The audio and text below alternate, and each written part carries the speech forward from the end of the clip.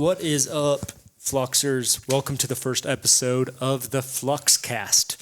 We're your hosts, Ben and Arius. We're the founders of Flux, the two owners of Flux Defense, Snake Staff Systems. Check out our tourniquets. And also Antimatter Industries, the Scopeswitch and the Wing, if you've seen those. We were never cool guys. We weren't in like the military or anything like that. We just are gun lovers. Gun we lovers. love to shoot. We love to shoot. We love to design and improve tools of defense. Yeah, we design everything together. On today's episode, we are going to be talking about some cool shit. So stay tuned. First, we're talking about the Raider 365. Little brother to the Raider. Here she is, still auto deploy, single-handed. But a side folder. Side folder, 6-inch barrel. 6-inch barrel comes flush with this, and yet it's smaller than the Raider with better length of pull. We're also talking about the fucking Electronic Scopeswitch. This is super fucking cool. It has some advantages over the mechanical scope switch. It can be used to power your thermals and power some other shit. So some coming shit. It's an exciting tool. What else we got, dude? Well, so Antimatter is also launching an appendix holster. It is called the Antimatter Kompakt. It is, to our knowledge, it's the smallest holster, and yet it actually covers the trigger guard, does everything you want a holster to do, and more. We'll talk about that later. This is one of the coolest features, but anyway. So, fucking SHOT Show, the shit show is upon us. If you want to be one of the first to actually see the shit in person, you should come to our booth. Booth number displayed on the bottom right here. Probably right here. And or come to range day. Yeah, you can come to range day. You could also go to the agency arms booth, which is quite nice. So is Silencer Co.'s booth. Our booth is tiny. Our booth is very, very small. However, there's some innovative shit there, but we're just not millionaires. So we're working on it. If you want to come meet us or hang out at the booth, it's in the next Caesars. Next section. Area. It's like, I think it's a hallway or something. I don't remember. If you're headed to Faro Concepts, which we highly suggest that you do. Yeah. FCPC. Love those guys. Yeah, we love Faro. If you're headed that way, check us out. If you want to shoot any of the new, you're just going to have to come to Range Day. We love Industry Range Day. This year, we're introducing some cool shit. We are introducing some challenges. So we've got 3 coins here. The Snake Staff Systems ETQ Challenge. If you're able to apply a tourniquet in under 25 seconds, which seems not that hard, but it is actually quite hard, then you can earn this coin. I did it 17 seconds first try, but I've also done it probably thousands of times. So we also got challenges for the Flux coin. These are going to be extremely hard. You're going to be shooting targets pretty far away, and you have to do it in a time allotment. So that's going to be fun. Same thing with the Antimatter coin. If you get the hat trick and win all 3, you're a certified badass. I don't think a lot of guys are going to be able to do it, to be honest. We try to keep the standards pretty high, but we dare you to try.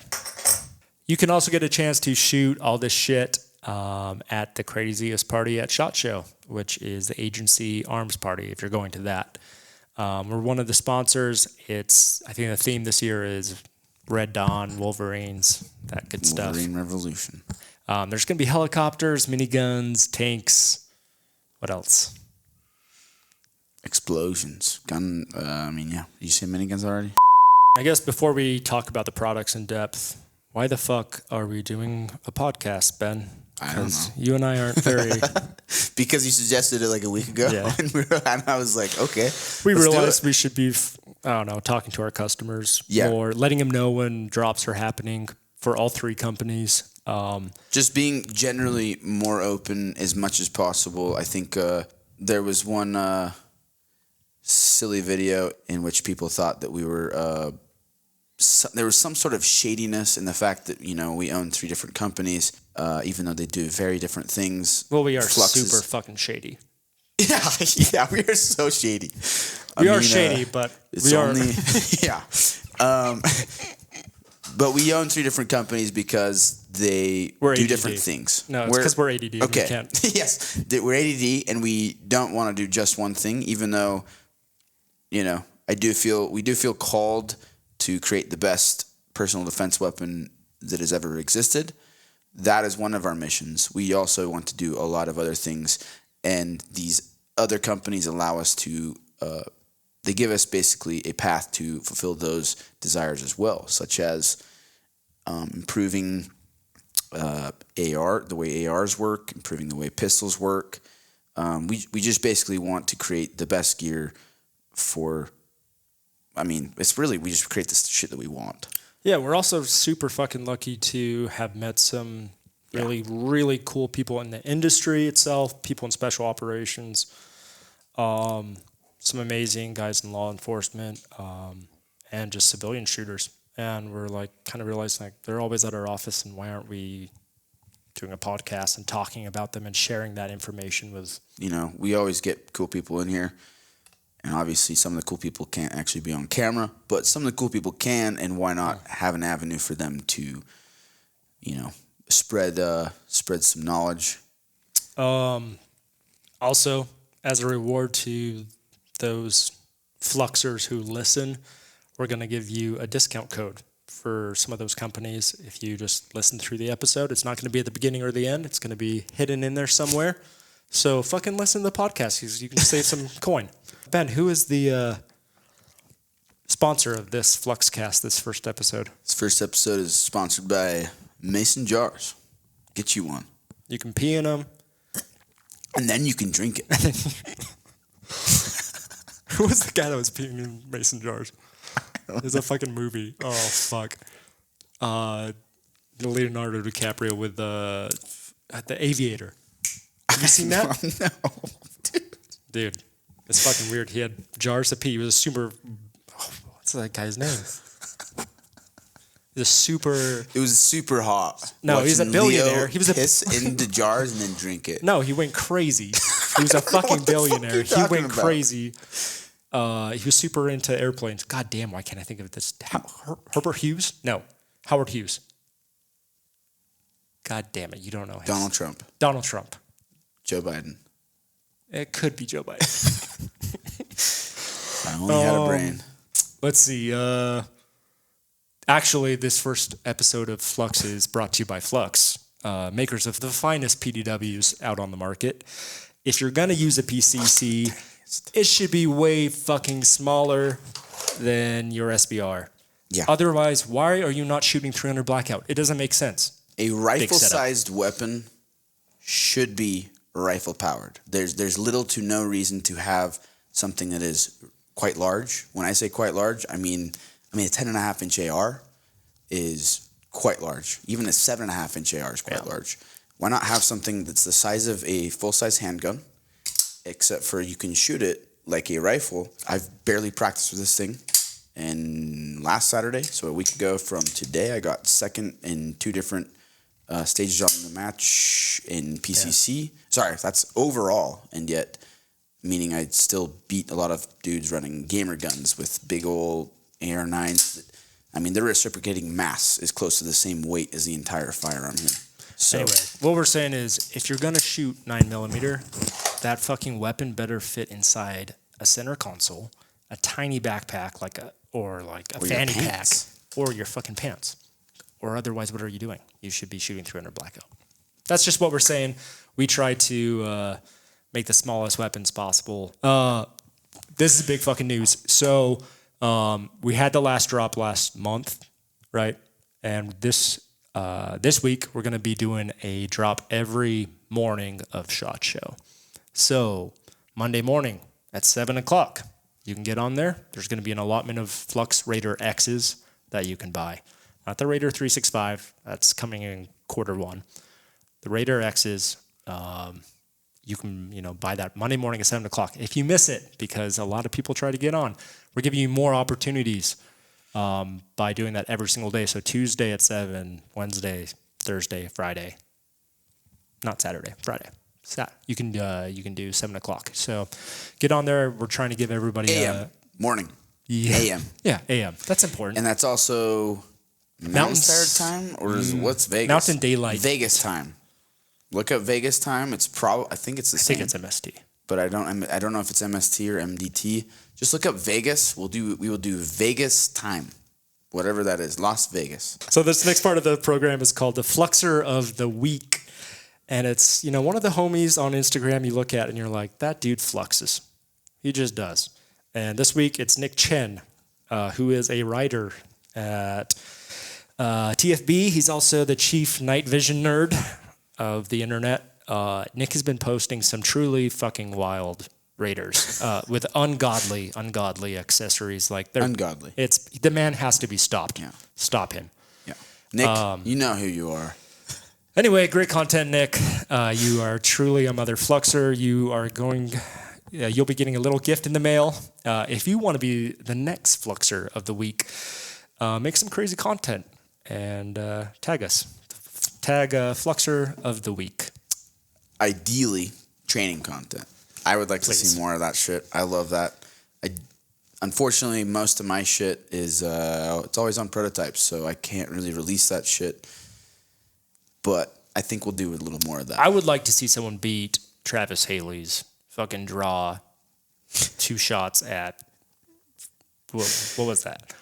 What was the fucking Travis time? Haley with the MP17, which is the predecessor to the Raider, had 2 shots in under a second, 2 shoulder fired shots in under a second from the draw.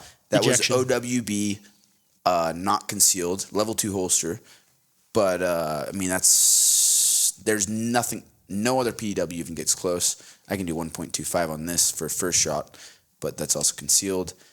Someone beat him. I like that you say that, but no one is going to beat him. I mean, there's very few MP17s out there, and it is our fault that no one could beat him because we have to provide a holster, which the Raider X holster and Raider holster in general. That was the segue. Is coming. It is unintentional segue. The Raider holster is coming this year. We don't know when. We don't know how. We don't know why. No, I'm just kidding. We just don't know when. We're still working on it. I'm sorry. There are a couple other holsters coming before that, such as the Raider 365 holster. But please understand, there is such a massive difference in getting an open top, like taco style holster that works with suppressors and any kind of light in this level 2. There's a massive difference in getting that designed and finished in production, like perfected. There's a massive difference between that and a standard in and out straight holster. These are very simple. That is somewhat complex, and it has to be perfect. Like, it's just a lot harder. So anyway, it's coming. Sorry, it's not out yet, but it is coming this year. So once that's released, then you can maybe work at beating Travis Haley, even though I don't know if any of you will, because good point. Speaking of Travis Haley, we will talk about the Raider 365. Travis was like, you guys really need to fucking make this thing. So here she is. We have a few different iterations. We have actually a couple different lengths of pull. The one Arias is currently holding is the standard length, which is it's a little bit longer length of pull than the Raider X is, which is, and yet it's a lot smaller. So it's a little bit better. It's better in some regard. You can also C-clamp if you're not using suppressor or say like a special slide, comp slide or whatever. You can C-clamp it, which some people are gonna be like, well, isn't your thumb gonna be in the way of your eye line? Well, if you have both eyes open, which you should be shooting with both eyes open, you can actually kind of see through your thumb. It's interesting in that regard. If you don't believe us, try it. It's just kind of an interesting thing. It's definitely it's in the way for sure. But it's like taping your. I don't know if any of you have ever taped the front of your red dot. If you ever have, you actually try it sometime because it's awesome. It trains you to see with both eyes very evenly, and so you can see your dot with this eye well, depending on what it is. And then you can see everything else with this eye. This is also patent pending. It's the side folder spring. Yeah, the auto-deploy side folder. So obviously we didn't invent the side folder, but there are no other side folders. I mean, I still think there's no really other, besides Flux. I don't know if there's really any auto-deploying braces or stocks. Yeah, that fully. What's cool about the system, too, is you can take this off, or there might be a lockout feature. The deployment button, and you can have it release immediately from the holster, which is pretty cool because if you're pulling the gun out, you fucking want it ready to go.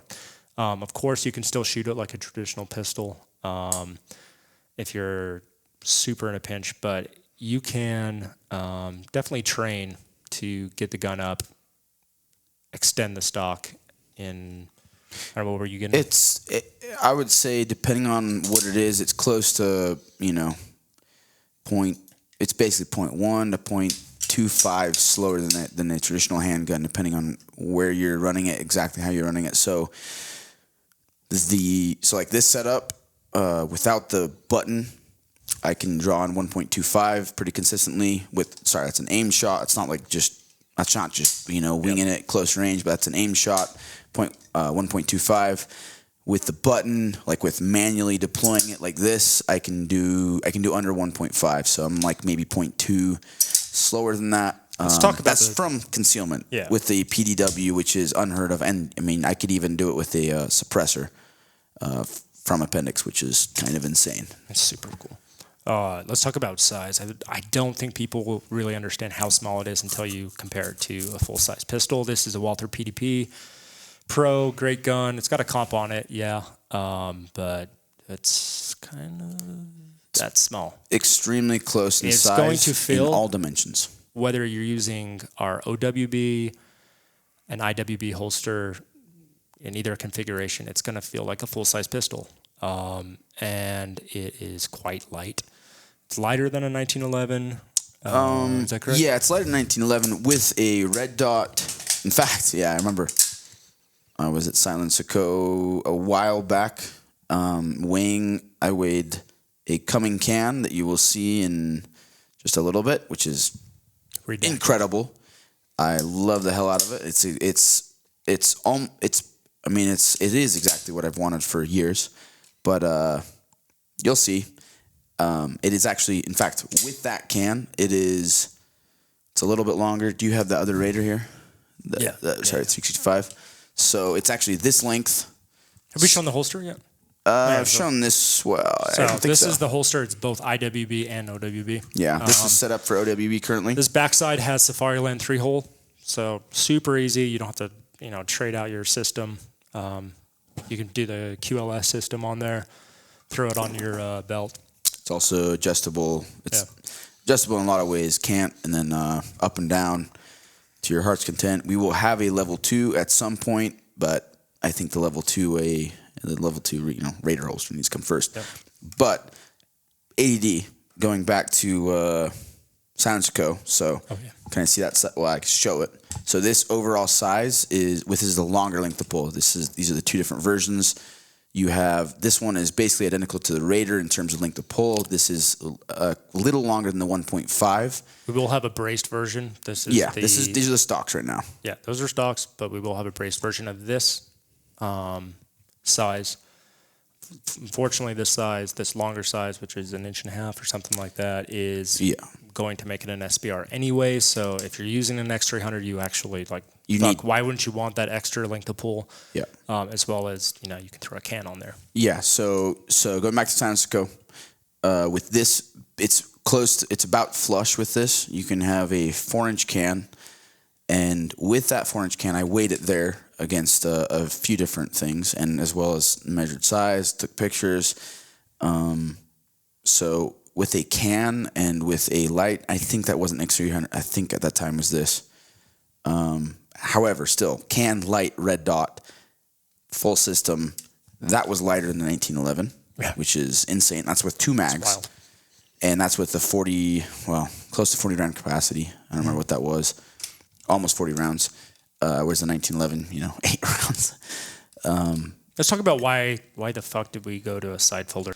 we realized that on something like this, if you're going to hide it in your pants, you want more of the gun in your pants than up above, which is going to print above the belt line. So as you can see, it's actually a really small beaver tail right here. You're only adding maybe an inch to the gun right here. However, it's got the same length of pull as the Raider. This is actually longer. This is more like the 1.5 inch. Yeah, that's a little bit longer than 1.5. This is a little bit longer than the standard Raider. This is under 10 inches, 9.75 inches with a 6-inch barrel. That's insane. There's no other PDWs like that.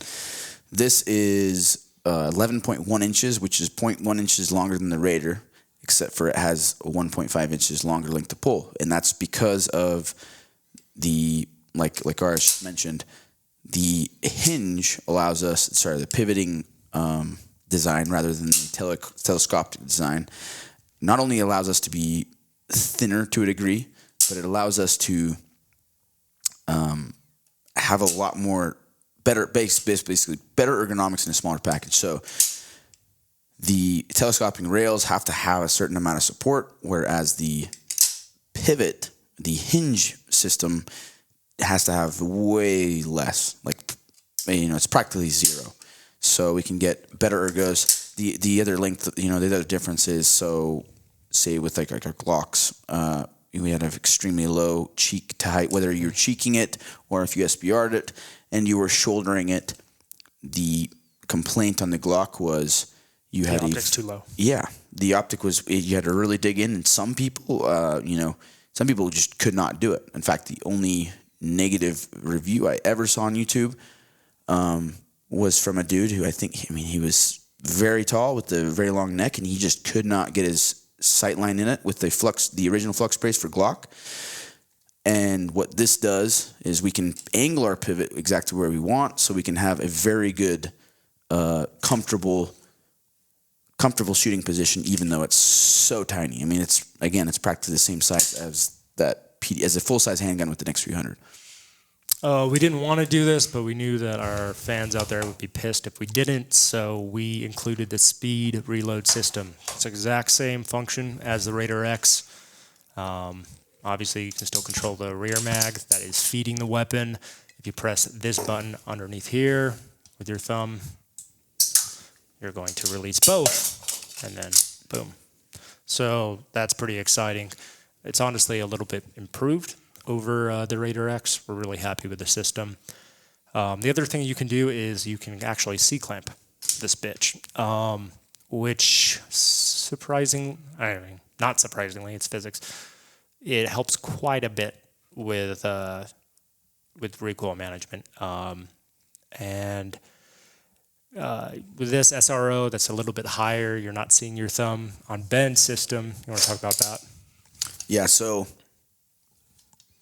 some people might, if you first pick it up or if you see me shooting it, you'll see, my thumb is absolutely in my sight line. If I'm using, say, this EPS on here, it is absolutely in my sight line, but there's little to no difference to taping your red dot. I don't, some of you probably have already done that. Yeah. To train you to shoot with both eyes open and see what you're actually shooting at rather than, focus on your red dot plane.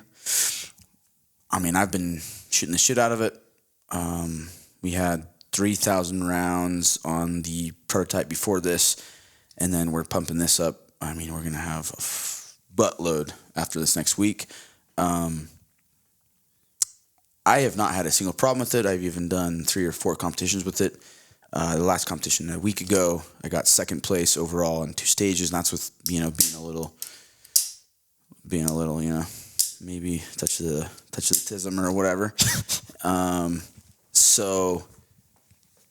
Dude, it just works. And that's with the 6-inch barrel version, no comp, no special springs, no special slide, which we are working a special spring, which will come out, I don't know, hopefully soon. It will include the shroud. You got to do that because we don't want you blowing your thumb off. Yep. Which people have done with MP5Ks and short-barreled. And Glocks with 4 grips.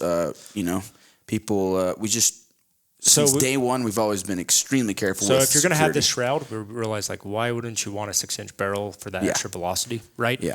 If you don't have the shroud, you're going to be running a can on it, and that's moving the can farther back onto the gun, keeping it honestly holsterable too. We will have a suppressor compatible holster, which we're fucking stoked on. Probably a couple different sizes, but we got to move on to the next shit. But honestly, like we're really pumped about this product. It's been really hard to keep it a secret. It's kind of been an open secret, maybe on the Facebook group. Real quick before we move on, sorry, but so we also have optic mount for this, so stationary optic mount, similar to the Raider. However, we pay attention to both what our, private customers want, as well as, what our military people want. And we've moved that optic a lot further forward compared to the Raider, so works a little bit better with nods as well as some other stuff. Yeah. This is also kind of crazy. We're very fucking proud of the holster because this is your duty safari land. This is what a lot of cops and a lot of fucking dudes in the military are running, right? And it's awesome because it is, this one's level 3, I believe. Should be, yeah. And although this isn't level 3, it's just showing you the size comparison of how small of a holster you can throw a PDW into. It really is something you can keep on your hip. We have been playing around with the concept of the shoulderable sidearm for a long time. That's why we started Flux. Like, if you go from your primary to your secondary, if something went wrong and you fucking have a terrible malfunction, and it clicks and doesn't bang, and you are going to your Glock or going to a pistol, it's the worst moment of your life, probably. Why wouldn't you take every advantage and be able to extend the range of how far you can actually shoot accurately with that system? So we really wanted to keep it as tiny as possible, something that dudes will have an option to. Like, I'm going to carry a PCC instead of just a pistol. As well as control the recoil, obviously. Yeah. Because that is, obviously we can shoot a lot better at range with this. But, I mean, the real thing is speed. You can still shoot it like a handgun. You can still control it very easily if you only have one hand. But then if you get a little bit of time, then you can shoot it very well. And, I mean, one-handed performance is night and day. Before I move on, who is the 365 for? Obviously, the EDC crowd, executive protection, it's going to be a big one, plainclothes ops, undercover law enforcement. When do you not want only it? Yeah, not only can you appendix it, but we also have a really fucking badass shoulder rig coming out where you can have it concealed underneath your arm, kind of like the old MP5Ks that they had with Secret Service in 70s, 80s, something like that. For a long time, for sure. But some of you, I'm sure, have seen videos of me demonstrating a super early prototype from years ago with the chopped Raider. So it'll work with the Raider or Raider 65. But I think we'll be showing it that shot. I'm still not 100%. I don't think it's perfect quite yet, but we're still working on it. It'll be very adjustable as well as basically configurable to your heart's desire. Scope switch time. Moving on. Okay. So we are very stoked to announce the Electronic Scopeswitch. We wanted to release this at the same time as the manual Scopeswitch because they both have their advantages and disadvantages. We were in dev at the same time with both products. Yeah. The reason it didn't come out at the same time is because electronics are complicated, and if you want to make a no shit like mil spec duty use product that can withstand recoil, that can withstand water, the elements, austere environments, you gotta do some testing. It's built out of 7075 aluminum, machined out of 7075 in America, of course, and the control system is not that much bigger than a mod light, and it uses the Unity link system. You want to talk about the Unity? Yep. Not pictured here. Yeah. We're waiting on the actual cables because we require a little bit more than their starting link system needed. But crazy compact. This is probably the future of a lot of both power and data linkages on firearms. We've actually, funny thing is we wanted this for a long time. We've been actually fans of the Unity for a very long time as well. Huge fans. And Trent is a genius over there. Yeah, they came up with the system, and it's tiny, man. Like it's way smaller than most USB-Cs. It's also waterproof. It's very easy to shield, so it doesn't get ripped out. I think this is going to replace the crane cable, a bunch of other stuff. You can already see it on the gas cap. So you've got our system here, which uses two 18650 batteries, has 4 USB-C outputs as well as inputs, so you can charge your weapon, like charge it in the wall. Charge it in the wall?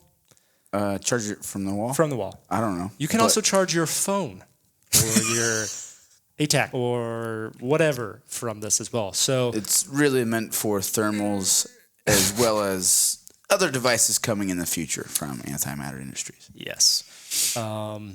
We think that's important because we try to keep the weight back here. Mm-hmm. Having weight up here sucks.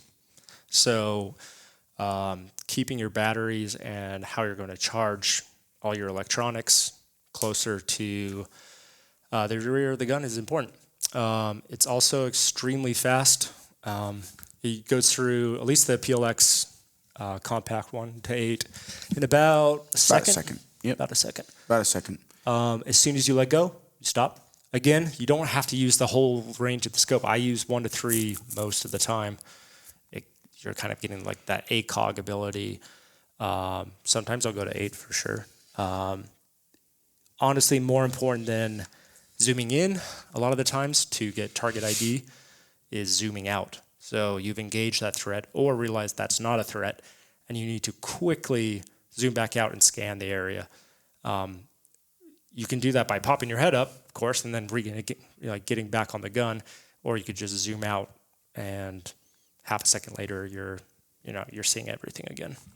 So it's going to be a higher price tag, obviously, than the manual scope switch. The manual scope switch has actually come down to $450. It's on sale right now. It's on sale. It's on sale for that's about $450. I don't know. We have obviously 4 different versions between the 34, 30, and the 2 color options. So I don't really know exactly what price each one is at, but it's about $450. You can still manually override it if you needed, in case you wanted to use that instead. We can also, so we currently only have this button version, this button could also be placed on, say, for your trigger finger on your handguard, or back here on the stock, or wherever you want. M-Lock will have all the options for your controlling the scope switch. And again, stock is going to be very interesting because then you have the capability of, like, when you're in the prone position, or if you're on a bipod in an Overwatch kind of scenario, you can actually adjust this extremely fast, stay on the gun. When people detect that shots are fired, and people will, or animals will, targets scatter, and being able to come back to one is in having a very wide field of view that you can also very quickly acquire your targets. That's why we use red dots. That is very valuable. So whether you're zooming in or out, being able to do so from a firing position very quickly is advantageous. Absolutely. Yeah.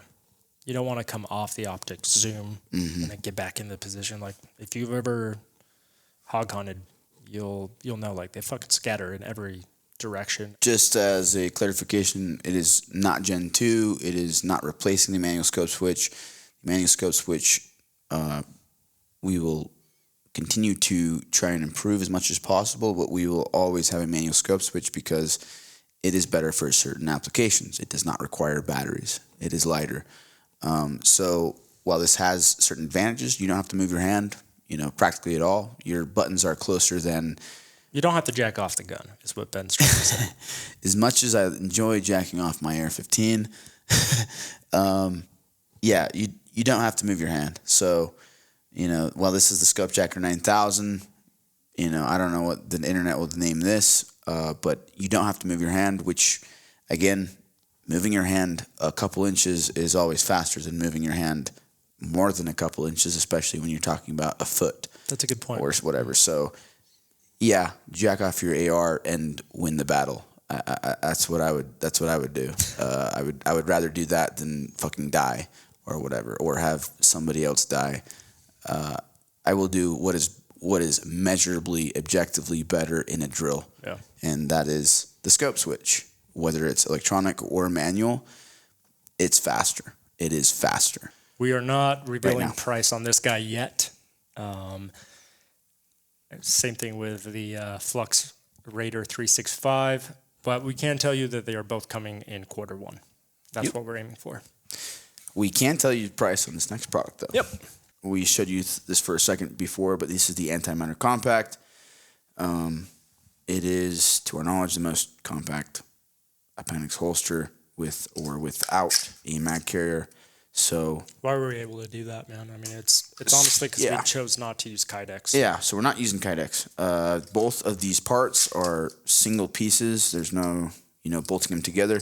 This does have a bolt right here, Chicago screw and that's for adjustable retention depending on your mag, especially because this does work with several different guns. We do have 2 different versions that are ideally suitable. They're ideally suited for a 365.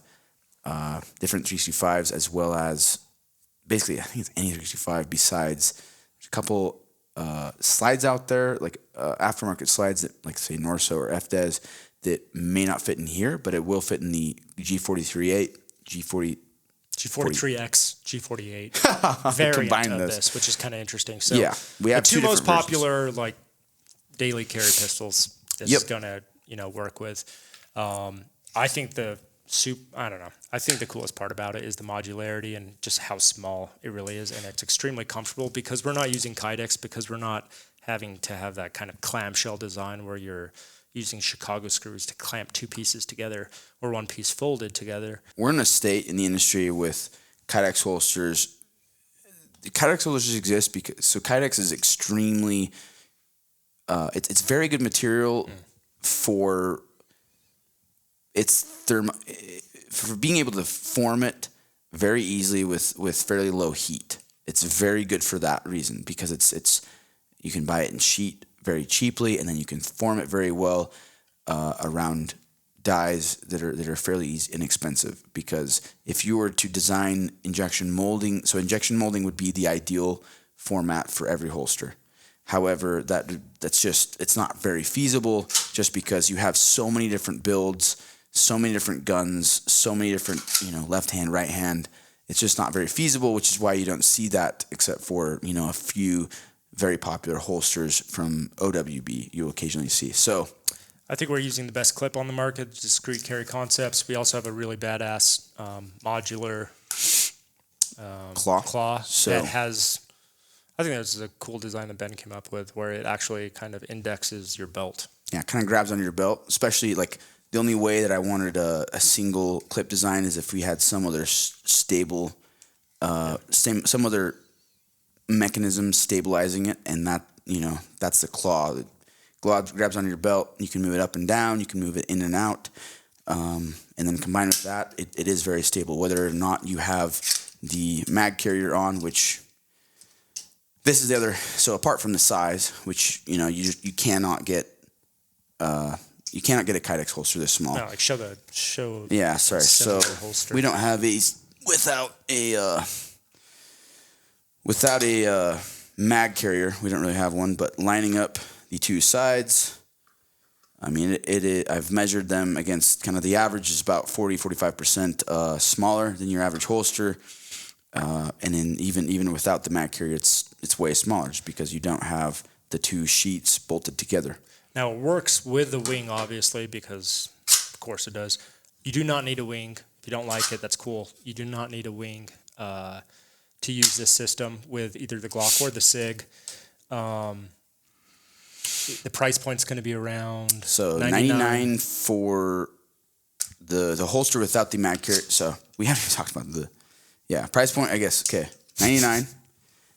And then 119 for the entire package if you want the mag carrier, which we will have accessories. So we haven't even talked about the size and the construction. I do think are incredible. I love all the features, but one of the coolest features, in my opinion, obviously we're not the first to design a modular or a removable mag carrier, but to my knowledge, there's nothing that is like this where so to insert it, you literally just slide it on and it is locked on. There is no way it's coming off. And to release it, you just straighten this mag carrier out. You press this button right here and you slide down and then it's released. So if I, for whatever reason, because, I don't know, sometimes I don't want this, I don't need this. Sometimes I want it. And so if I don't want a tool to punch out some sort of pin and then retain some stuff. I either want it or I don't. So to make it nice and easy, we designed the system to have both ways. Might do, in the future, sheaths with the tourniquet holsters. Yep. Anyway, but it's an awesome system. Come check it out at our booth. All right. Finish off, let's talk about snake staff systems. If you don't know about snake staff, we make a tourniquet that is 65% smaller than the industry standard.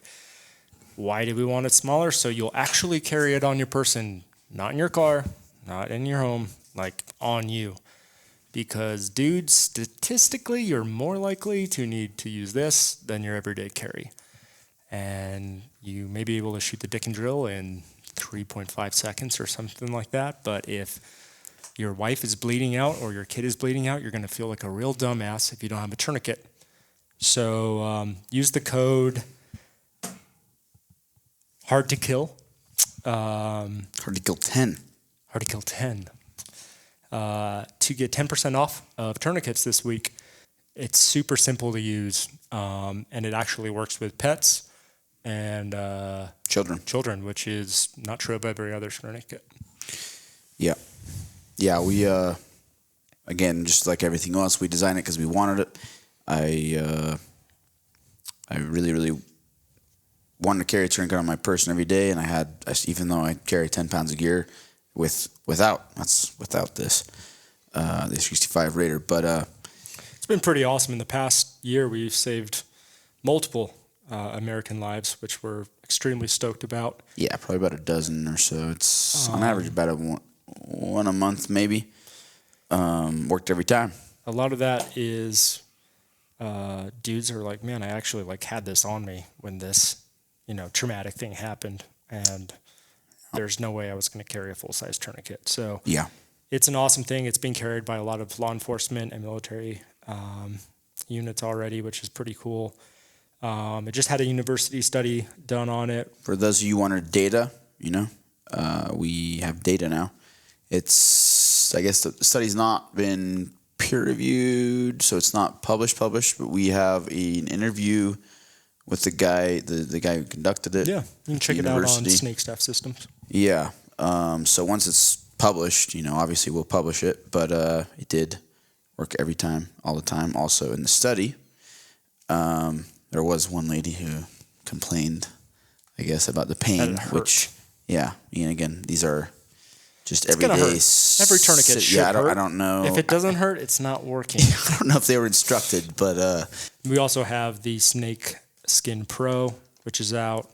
Also, DCC Integris clip right here, DCC clip, a lot easier to carry. Yeah. You can put a carabiner through this if you want to attach it to the backpack. And then, I'm sure a lot of you already seen this, but we do have these in stock currently. The pocket protector. Yeah, pocket protector. So it's basically our EDCI FAC to go along with this if you want. So honestly, dudes, you should be carrying a tourniquet in your sidecar holster. Yeah. Obviously, it's more than you should be carrying your second mag. Yeah. You're going to use it more. So yeah, it's not. Maybe that's not controversial to say, but fuck, this is important as fuck. So get on it. Yeah, I personally carry both. I carry an extra mag and I carry this. Honestly, we don't even fucking care if you use our tourniquet. Yeah.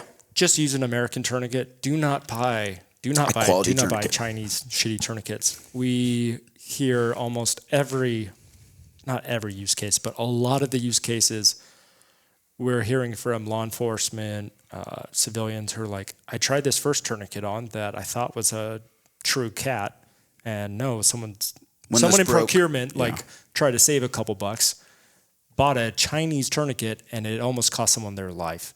This is an insurance item. You know, it's like a one-time purchase. Yeah. Like people pay insane amounts for health insurance, for car insurance, for whatever else. Like $30 for a life-saving product, whether it's ours, whether it's a cat, whether soft tea, whatever quality tourniquet it is, you're talking about a difference of dollars for your life or the life of your loved one. It's worth it to buy quality. Yeah. That kind of wraps it for this episode of Fluxcast. Let us know how we did. This is our first episode. We probably did pretty piss poor. It was probably rough, but we appreciate you, sticking in there to the end with us. And next episode, we will have a guest, a cool guest. So, do you know who? I do know who. You don't want to say? I'm not going to say. Okay. Well, yeah, we will have. Most of the time we'll probably have guests. I don't know. Every once in a while we'll have updates, show new products, give updates on products that are coming. For future guests, if you guys have ideas, people you want to hear from in the industry, just type in the comments like, hey, I want Mike Pappas on, or I want whoever. I think we'll probably do some Q&A, maybe on the Flux Facebook group or wherever else, maybe on Instagram. We'll do some questions and stuff like that. I don't know. I think this is a good choice to do this podcast.